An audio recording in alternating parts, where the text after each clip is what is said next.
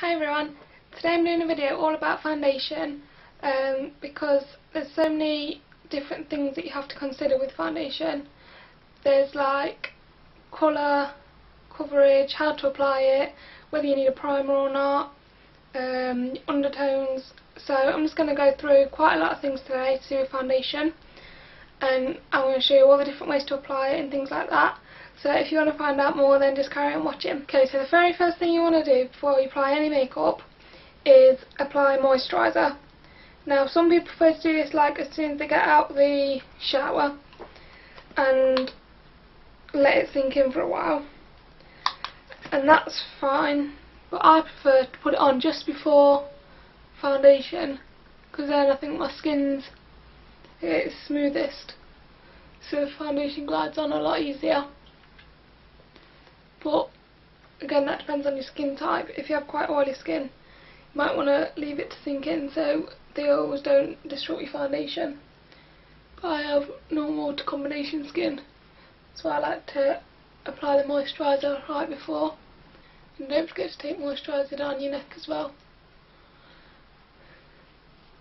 The next step is primer, and whether you need a primer all depends on your skin type, and also the primer that you get depends on your skin type.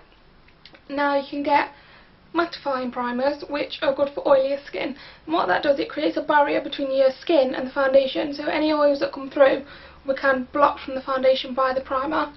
You can also get illuminating primers which just give your skin a bit more of a glow if you've got drier skin. Now I don't use a primer that often because my skin's not oily and I feel you can get a glow with other things. I don't want to waste my money on a primer when there's things like highlighters, you can buy dewy foundations.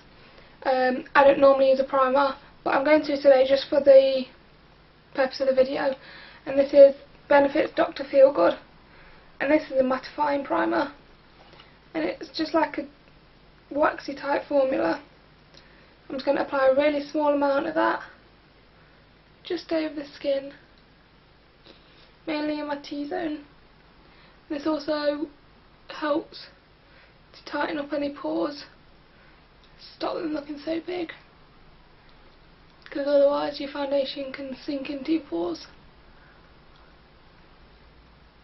Okay, so the next step is choosing your foundation. Now when you're choosing a foundation, you want to choose what kind of coverage you'd like first. So you can get things like tinted moisturisers, which are the very lowest coverage, and then you can get all the way up to full coverage foundations. And you really want to decide what foundation you want to get first before you go buying any. If you have quite good skin with a few blemishes, you might be better off going for the low coverage foundation and then covering any areas you need to with concealer. But if you like a really flawless finish, then you might want to go with full coverage foundation, and that's up to you. And the next step to do once you've decided what coverage you want is to decide what foundation will suit your skin type.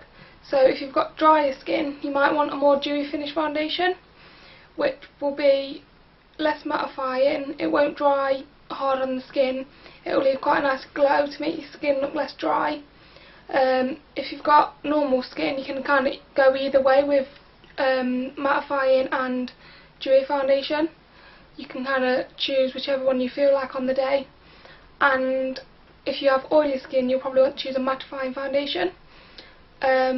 But it should say, you kind of get a idea from the name, like if you wanted a dewy foundation, something like NARS Sheer Glow, you know, and then they do NARS Sheer Matte, so you can kind of tell by the names which foundation you should be choosing, and it also should tell you in some type of description. Then the next thing to decide on is colour. Now when you're picking a colour you want to think of your undertones, and normally if you go in for a higher end foundation you'll have a person there to help you choose your colour, but recently in like lower end foundations, Superdrug, they've actually brought out ranges which tell you whether it's pink, yellow or neutral, or cool, which is the pink, and warm, which is yellow, and then neutral is always just neutral. Like the Maybelline Fit Me, they have pink and yellow undertones, and the L'Oreal True Matte, they brought out a range with the undertones on the name, because what you want to do when you look at your undertones is you want to look at your body as a whole. So you can see my face is quite pinky, quite pink undertones. Then if you look at my shoulders, they're quite yellow. So I tend to stick to more neutral foundations because I think it is quite neutral, and then it kind of balances everything out, because you can have quite a difference in your face and in your body. Like if you have quite a lot of redness in your skin, choosing a yellow tone foundation can kind of counteract that, so you want to add that in as well. But you basically want to choose one that matches your skin tone, because you can think it'd be the right colour, as in, you know, light, medium, dark, but it will just be the wrong undertone. So you want to be careful when you're picking out foundations. I've got 3 foundations here with different undertones, so I thought I'd show you them. I'm just going to put a dot on my skin to see if you can see the difference. So this first one is the M&S foundation in the colour Ivory, and this has got a pink undertone in it. The next one is my Estee Lauder Double Wear, and this is in the colour 1M1 Ivory Nude, and this is the neutral coloured foundation.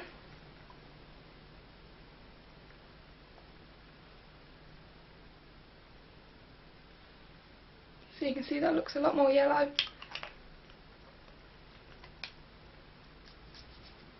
And then this is the L'Oreal True Match in the colour W1 Golden Ivory, which is the yellow toned foundation. I'm just going to put that above there. Okay, so if you look at those 3 lines I've made there, you can tell that that one is a lot more pink, and then this one is a lot more yellow than the pink, but if you compare it to that one almost looks yellow. So this is neutral. That's pink. And pinker tones tend to be lighter because this is the lightest shade in the M&S range, and it's automatically pink toned. So the paler you are, it's probably more likely you will have pink tones, because the name of this one is Golden Ivory, so yellow tones tend to be slightly darker, slightly more warm. But that's the difference between pink, yellow and neutral. So the next thing you want to do is decide how you're going to apply a foundation, and I would say there was 3/4 ways. The first one is just with your hands, just rubbing it into the skin, and I'll just use my M&S foundation, and when you're applying it with your hands, you just want to apply it in circular motions, and applying things with your hands gives the sheerest amount of coverage, but you can still build it up when you're using your hands by layering if you need more. But I also think it gives the most natural coverage, because the warmth of your fingers can blend it into the skin more, and it looks less like you're wearing a mask, more just like it's your natural skin. And then you can kind of go back in where you need more coverage. For me, that's my cheeks and nose, and kind of dab it on. You can see that's given a really natural coverage, so it doesn't look like we're wearing too much foundation, doesn't look like a mask over the skin, it's just really blended in. So that's the first way you can apply your foundation. The next way you can apply your foundation is with a sponge, and I've just got 2 here. This one is a beauty blender, and this one is a similar concept, but this is from lovemakeup.co.uk, and these are both damp at the minute, because if you are applying with a sponge you definitely want to make sure it's damp, because otherwise it doesn't push into the skin properly and it doesn't sink it in as well.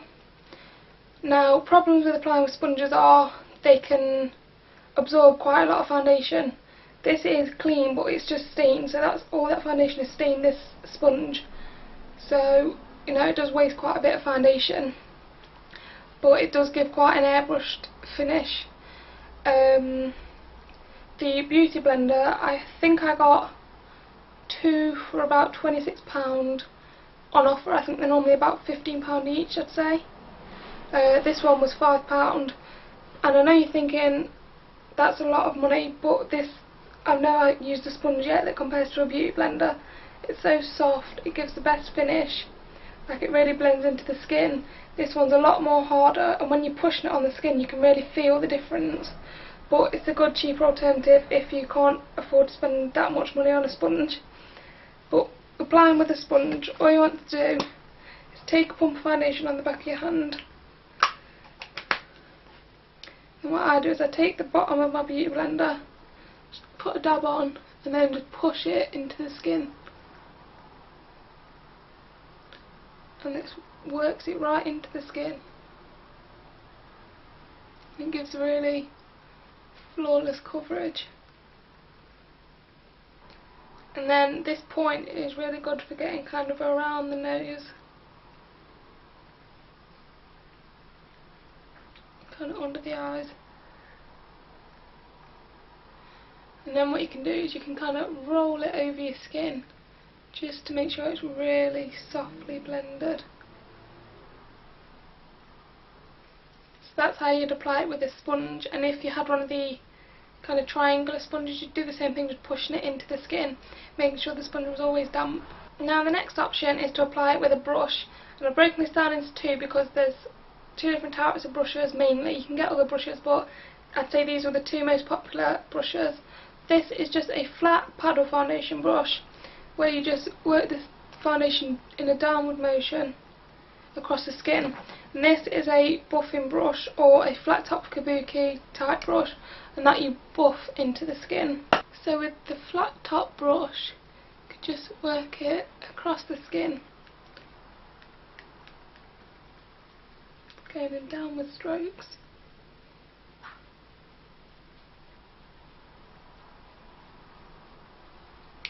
I don't know if you've noticed, but I haven't been taking this on the neck, because if you're choosing the right colour you shouldn't really have to take it down the neck.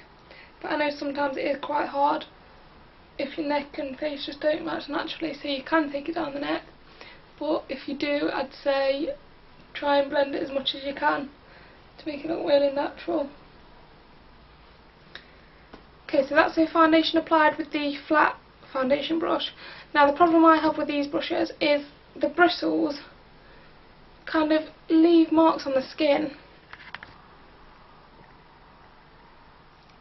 You see there, streak marks. You have to really blend it in, and then I find myself going over it with my hands to get rid of these marks. So I feel like you might as well just apply it with your hands anyway, if you're going to go over it, to get rid of any marks it's shown anyway. And the last option is with the kabuki brush, and this is my favourite way of applying it, because I think with the buffing motions it really gets into the skin. It doesn't leave marks like it does with the flat brush. I think it gives quite a full coverage.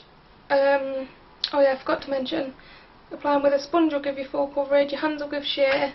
This will give you full coverage depending on how much you have to blend it in, depending on how many streaks it leaves. And I'd say this gives you medium to full coverage, but you can build it by pushing it. The flatness of the brush helps push it in any way you need any more coverage. But it's just so much easier to apply with as well, that's why it's my favourite. You can just wipe it across your face in like a minute and that's it, ready to go. And if you wanted, as I was saying with the sponge, sometimes it can absorb the foundation.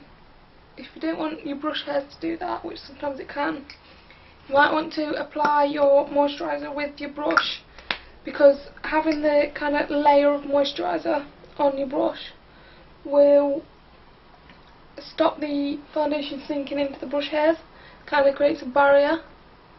So if you wanted to save some foundation that way, you could apply your moisturiser with a brush.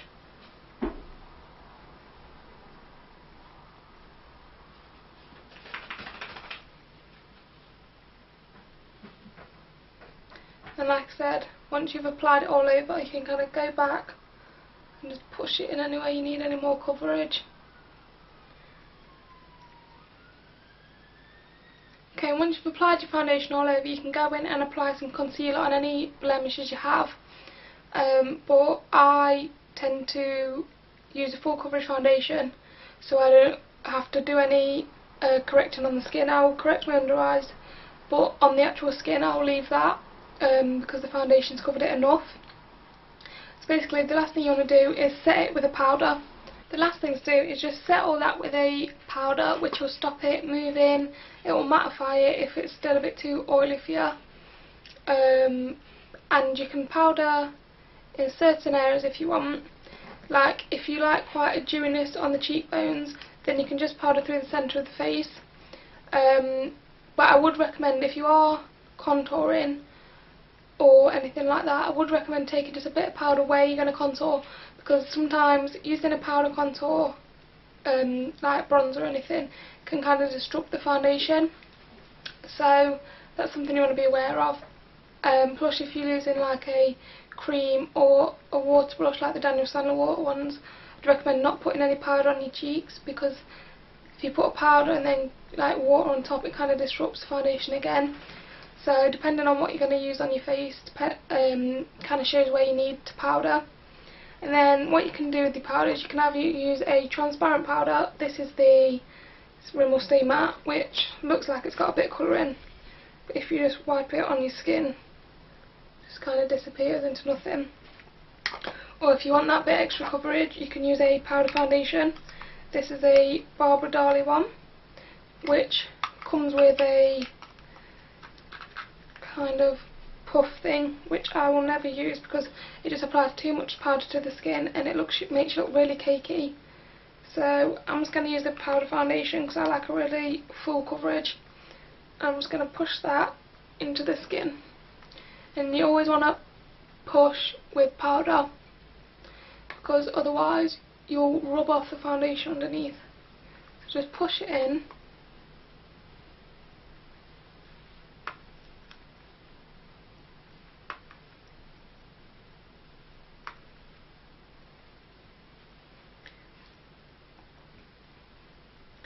And then once you've pushed it all in, you can go over it and just rub your brush over it, and this will remove any excess powder on top of the skin, which can give you that really cakey look. So just brush it all off.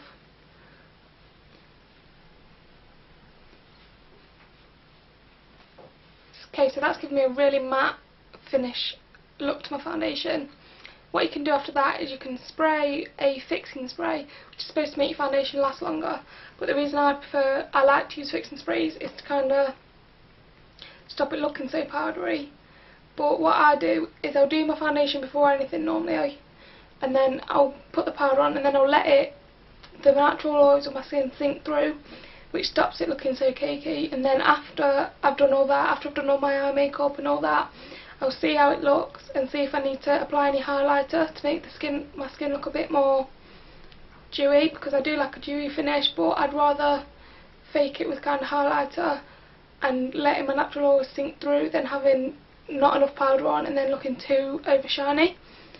So I like to apply quite a bit of powder, and then depending on how much oil I've got in the day, because it does change quite a bit, my skin can change on a daily basis, then decide whether I'm going to apply a highlighter or anything like that. But that's pretty much everything you need to know about foundation. I think I'll probably be doing one of these about concealer as well, and maybe eyebrows and eyeliner and stuff like that. So I hope you enjoyed this video, I hope it was helpful, and thank you for watching.